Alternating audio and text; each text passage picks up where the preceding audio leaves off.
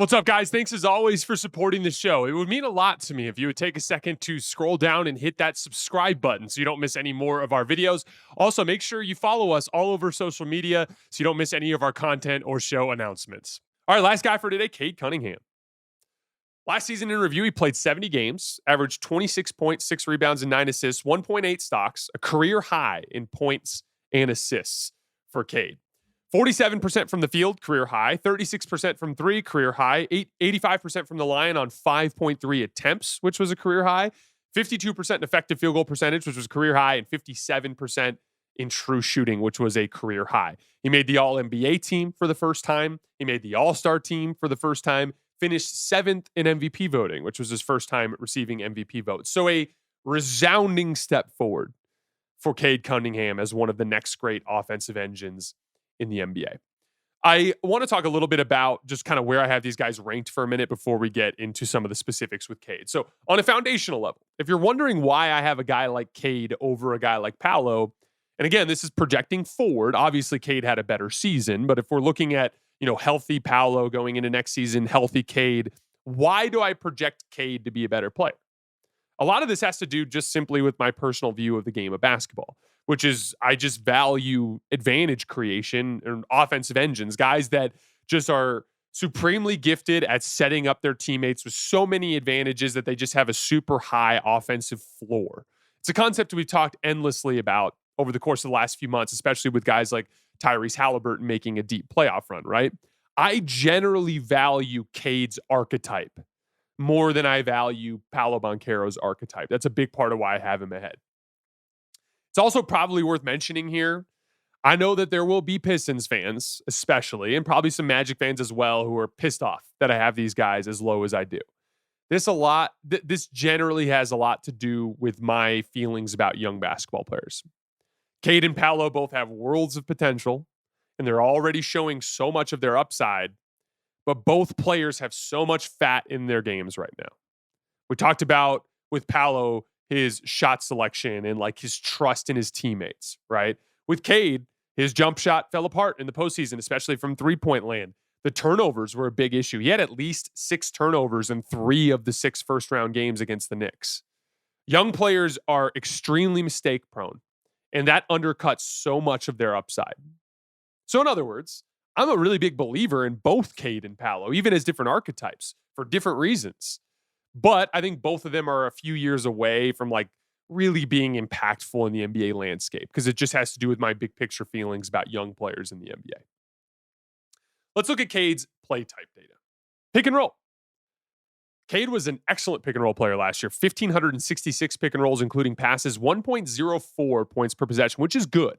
Basically middle of the pack for our high volume list for the players who ran over 1,000 of them.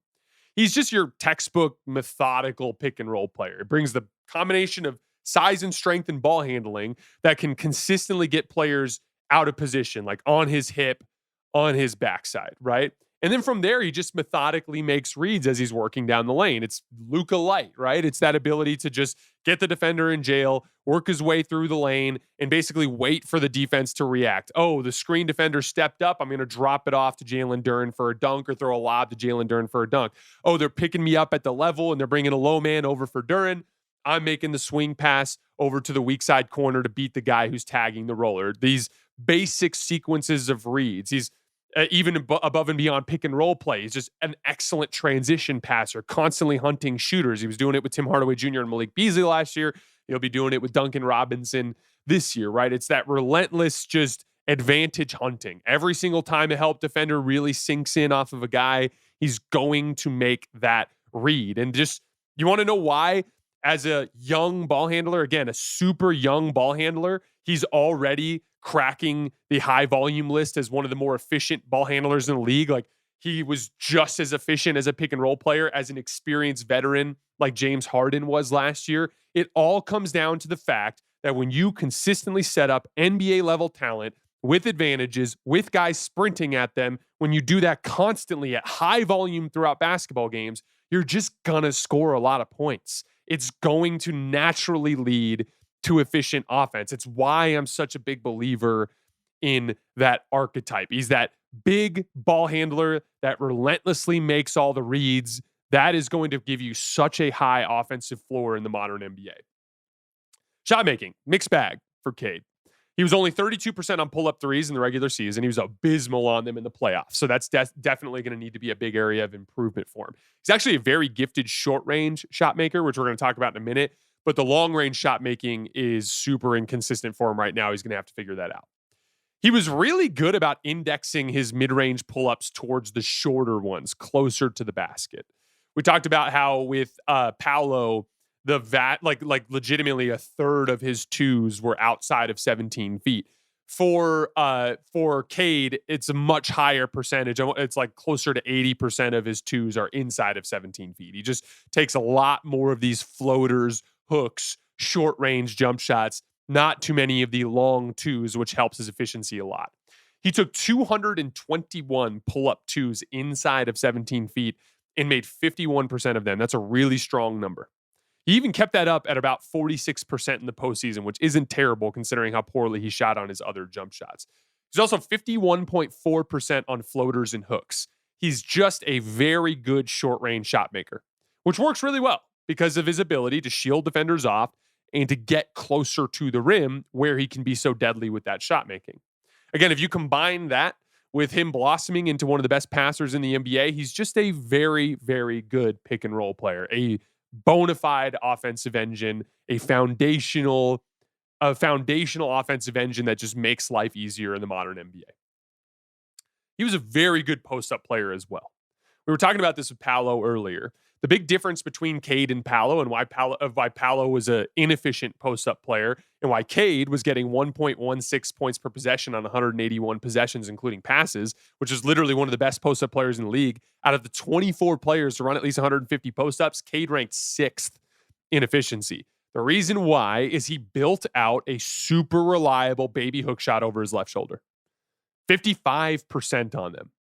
So he can make very simple reads against smaller defenders. Clear the side, get to that left block, back him down, work towards the middle. The defense doesn't come. I'm just going right over that left shoulder with the hook. The defense reacts. I'm spraying out to the right shooter or the cutter along the baseline every single time. It made him a hyper-reliable post-up player. Again, he was 19 points per 100 post-ups more efficient than Paolo Banchero because of that simple dynamic of his ability to trust his teammates and make the spray outs while also hitting the hooks. And again, we're going to continue to factor in the fact that Detroit had better shooting than Orlando did, but Detroit was roughly a middle of the pack jump shooting team. It wasn't like they were an elite jump shooting team, and there was a substantial increase in Cade's efficiency in that specific spot on the floor. Again, he's cut from the same cloth as Luka Doncic, as like a slow, methodical offensive engine that brings lots of size and strength to that position. But there are 3 main areas where Cade needs to improve. We mentioned the turnovers earlier. He just needs to clean up those mistakes. They were particularly a problem for him in the postseason. Secondly, he needs to improve his distance jump shooting, specifically his pull-up three-point shooting. He's very good off the catch. It's 39%, 1.16 points per shot, which is good. Even against contests, he's actually a little bit better. He's 41% on guarded catch-and-shoot jump shots. So the touch is there on the long-range shooting.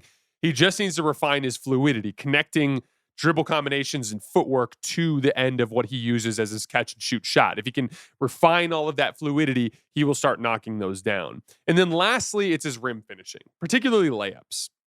On the one hand, Cade attempted 524 layups last year. That was the second most in the entire NBA.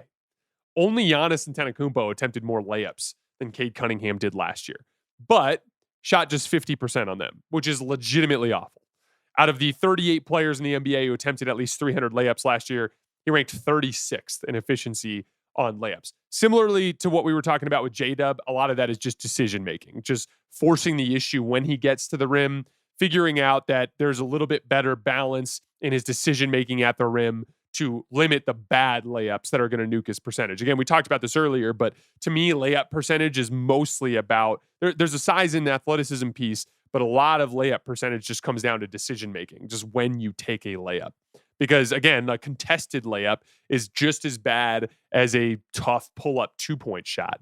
It's the same type of problematic low percentage of low efficiency shot because it's only worth 2 points, right? But uncontested layups or easier layups, they tend to go in 70, 80% of the time. Those are the ones that are going to increase your efficiency substantially.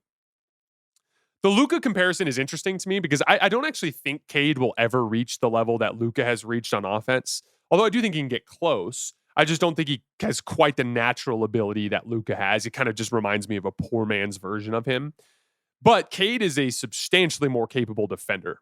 I've actually seen Cade on more than one occasion do a really good job in some on-ball matchups. That was a big thing that stood out to me in my prep for the Pistons Knicks series was the job that Cade Cunningham did in the regular season guarding Jalen Brunson.